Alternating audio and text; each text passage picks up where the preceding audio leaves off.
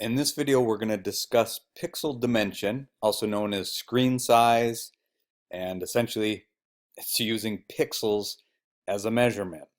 So before we had today's high resolution monitors, we as web designers used to easily talk about web layout in terms of my website's going to be so many pixels wide by so many pixels tall. Nowadays, with all our different monitors, we still talk about web size in pixels. Like if we go into Photoshop and we're going to create a new document, here it says most common web size, 1366 by 768. That's in pixels. My last couple of videos, I've spent a lot of time talking about resolution. So hopefully you're asking yourself, well, how can you measure something with a ruler that can constantly change size? Before we explore the answer to that question, I'd like to first show you an example of why this concerns you as a web designer, both front-end and back-end design. Let's assume that my client and I are working on a website together and we've concluded that the desktop version of this site should be 800 pixels wide by 600 pixels tall, and that whole area will be occupied with a full-size image on the home page. I'll go over to my folders and see if I can find an image that's the right size, and just by looking at the size of the image here, 2.2 meg, I'm thinking that's probably about right. We could open this in Photoshop like we've done before and go image size, but let me show you two other ways here that you can check image size.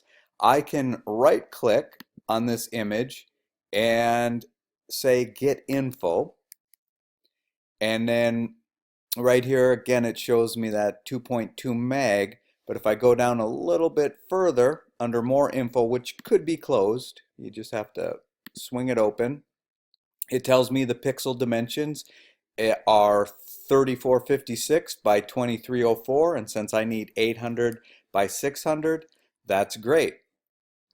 Also, depending on how you have Finder set up, you might not even have to do that. If I switch to this view here, I can see that right at the bottom here, it gives me those same dimensions. And because we'll be doing some cropping to this image to get it the right size, I want to make sure I keep a backup copy of it. And we could, like we've done in the past, open it in Photoshop and go image duplicate. But let me show you two more ways you can duplicate an image. One is you can just simply click and drag on it, like almost like you want to move it, but also hold down the Option key. You get that little plus sign, release the mouse, and now we have a copy of it here. And yet another way you can do that is right click on the image and go to duplicate. And you can see about the only difference there is just that one way it names it with the 2 and the other way it names it with copy at the end. So I'll take one of these copies of the image, right click on it, open with, and select Photoshop. And then what I'm going to do is take the crop tool and set it so that I get the size that I want after I crop it. There will be videos coming up shortly that will cover this in more detail, but if you want to follow along, just click the crop tool. And then up here, typically you want to make sure this is blank. If it's not, you can always hit this little refresh button here. But in our case, what we want to do is specify the 800, and I want to put in px for pixels, and the width is first, and then 600 px for the height. Hit the tab key so that those are both in, and then you can see it does its best to maximize the image, and that's what I want. I do want to kind of maximize it. So to make this go, to actually crop it, I'll double click inside of here. Now the image is cropped to the size I want. I can double click on the hand tool to bring that into full view. I can go up to image size to see that I do indeed have 800 pixels wide by 600 pixels tall, so I'm good with that. At this point I can go ahead and save this image for web, and I notice that it's in sRGB mode by looking at this little caret here. If I click on the little caret or arrow and select document profile, it tells me it's sRGB mode, so that's good. Since this is an image, I'll just go ahead and save it as a JPEG. So I'm going to go save as, and maybe just call this home page BG, do a save. So now we have our home page image ready, or so we think. Keep this example really simple. I'm going to use a WYSIWYG. What you see is what you get type program, Muse, Adobe Muse, and we'll do a simple website layout in here. So new site. One of the first things that asks you here is what page width and height do you want? So I'll put all that info in. I'm going to zero out the margins and I'll show you what I get. So I zeroed all this out and then just changed so I won't get any gutters or columns. I'm not interested in that right now. I just want to keep the example very simple. So just 800 by 600 page. But I get down to this option and it says resolution.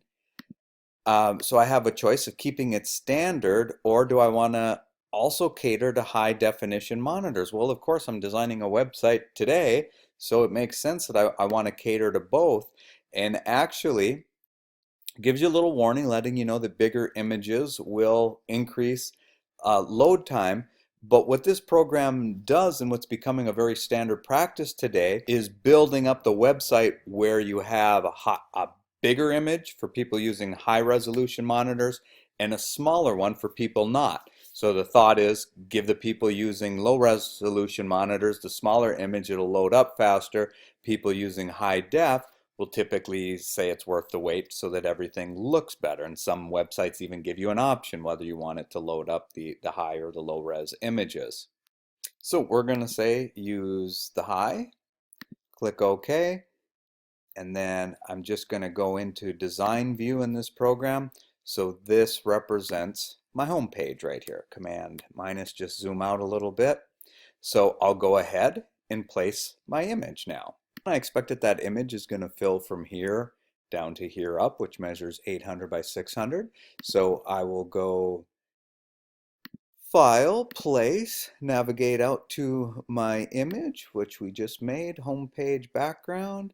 Click open, I'll get a loaded cursor, I'll click up here where I want the image to start, and boom, what just happened?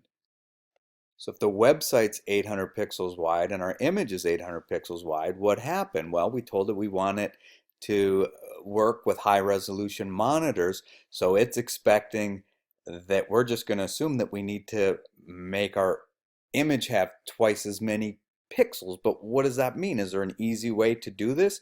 Can we go back to Photoshop and make the image with higher resolution? Sure, I don't want to just take this image and add pixels to it, upsample it, because we talked about you only ever want to do that as a last resort. So I'll go ahead, open up my original image, and we'll work with that. So I'm grabbing a full-size copy of the image, 2.2 meg.